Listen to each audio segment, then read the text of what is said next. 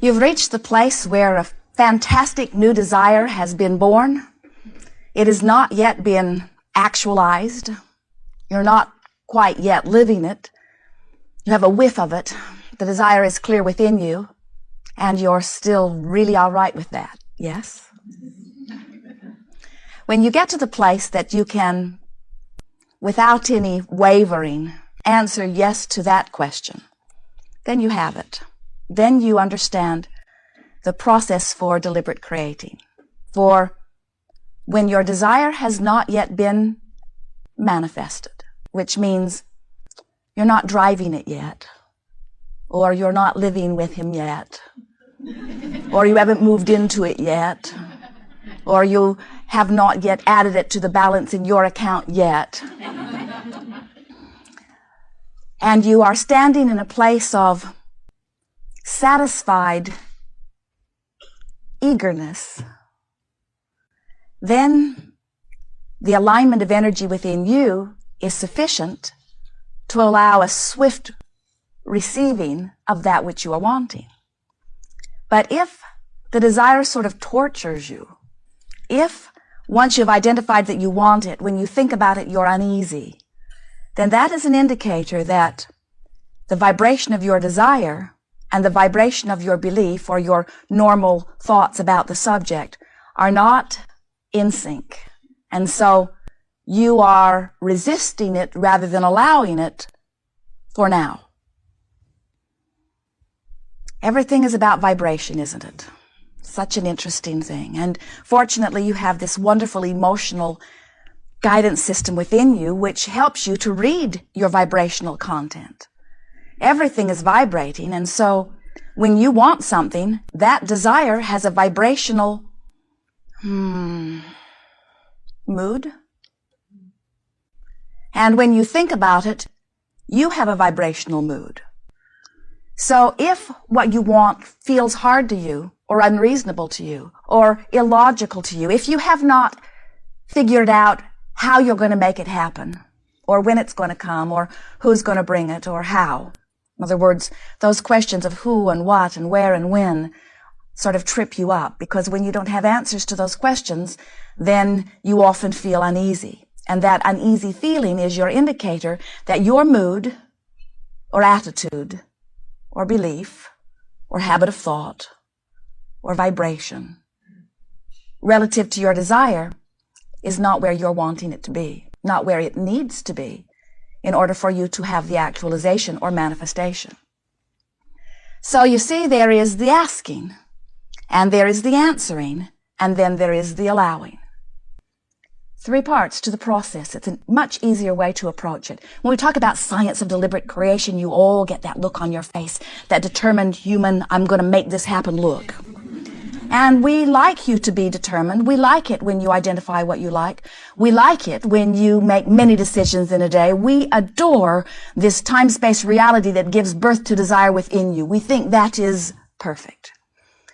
But we want you to discover the deliciousness of the receiving mode, because it is what is natural to you. So the 3 points are: 1, ask. You can't help but do that. 2, answer. That's not your job. Source energy answers. 3 is your job. It is the most important job. It's what we're talking about here all day today, job. It is the letting it in. So there is asking, there is answering, and then there is your work, which is allowing. So you ask, source energy answers, and you've got 2 choices. You can allow or resist. You can receive or not receive. You can let it in or not let it in. You can feel good or bad. Good feels good. Bad feels bad. You laugh. We hear you laughing. And yet, many of you, many times every day, still are stuck on the idea that struggle and sacrifice and the discomfort of much too hard of work will get you to where you want to be. If you want something and you believe that hard work is required, and you offer hard work, there is a certain amount of alignment in that. More alignment, in fact, than if you want something and believe that hard work is required and don't offer the hard work. So The way you've been playing it is, you want something, you believe that hard work and struggle is required. You offer the hard work and struggle, but you resent it a little bit, so you're really not lined up. Or you lay on the beach and feel guilty, and you're not lined up. And you say, I can't win. And we say, not that way you can't. The way you win is by getting into sync with the laws of the universe. And when you understand that the laws of the universe say that which is likened to itself is drawn, then in your attitude of struggle or pain, you are not a vibrational match to the joyful life experience that you are wanting. Good. You're hearing all of that very clearly. We are eager to talk with you about anything that is important to you. We will assist you in recognizing as we are chatting together, whether in your discussion you are locked on or locked off your signal. In other words, the greatest benefit that we can offer you is by helping you to be consciously aware of your receiving mode, because that's the only thing that matters. We want to call your attention to something that many of you are missing, even those who have been studying this science of deliberate creation for a number of years. The asking and the receiving usually don't happen in this red-hot moment. There is usually an asking mode and a receiving mode. And often, after contrast has stirred you to some powerful desire, in the awareness of that desire, especially in the beginning of your awareness of it, you're often not a vibrational match to it. In other words, you hear us say, you never know that you want more closets than when you don't have enough closets. So there you are in your too small of closet, trying to find something, pawing through. You know it's in here somewhere. And in that frustration, it just shoots out of you. I want a bigger closet. But in that moment of frustration, you're not in the receiving mode of the bigger closet.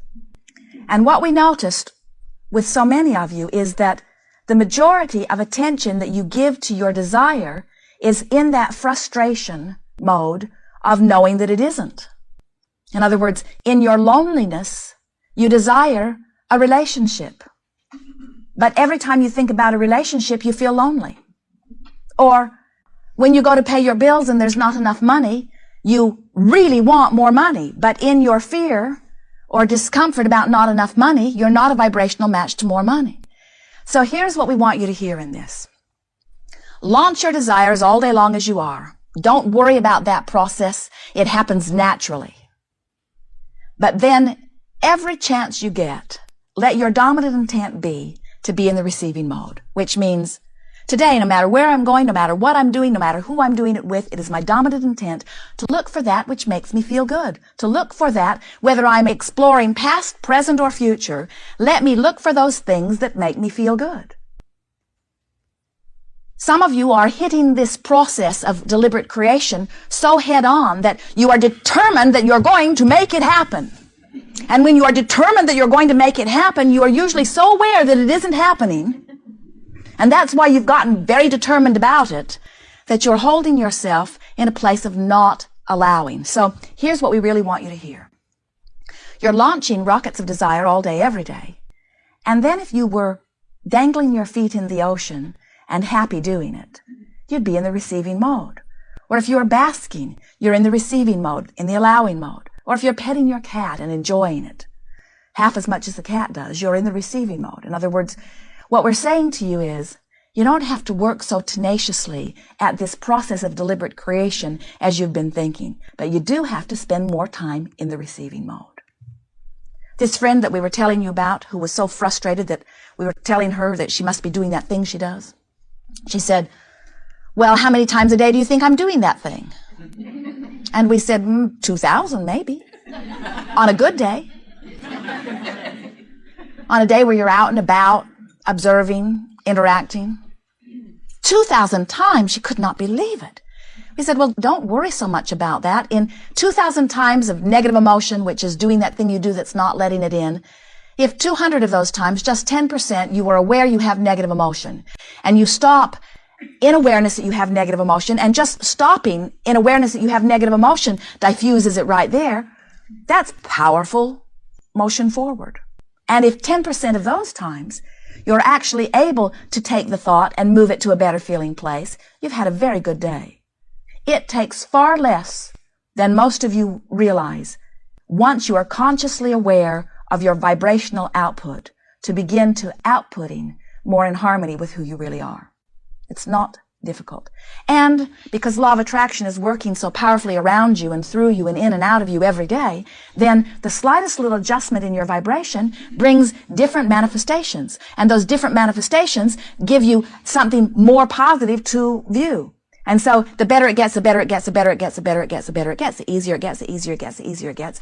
And the more sensitive you get, the more sensitive you get, the more sensitive you get, so that you catch yourself in the more early subtle stages, so that you are more of the time in the allowing mode, which means the things that you've been asking for all along begin to flow powerfully into your experience. And then those who don't understand anything about vibration or about law of attraction look at you and say, what is your magic?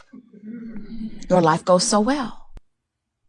We want to say to you that you could never hear a word of any of this. You could be totally unaware of law of attraction. You could be totally unaware of the power of your emotion. You could be totally unaware of letting it in or not letting it in. You could be totally unaware of Abraham or any other conversation about any kind of source energy.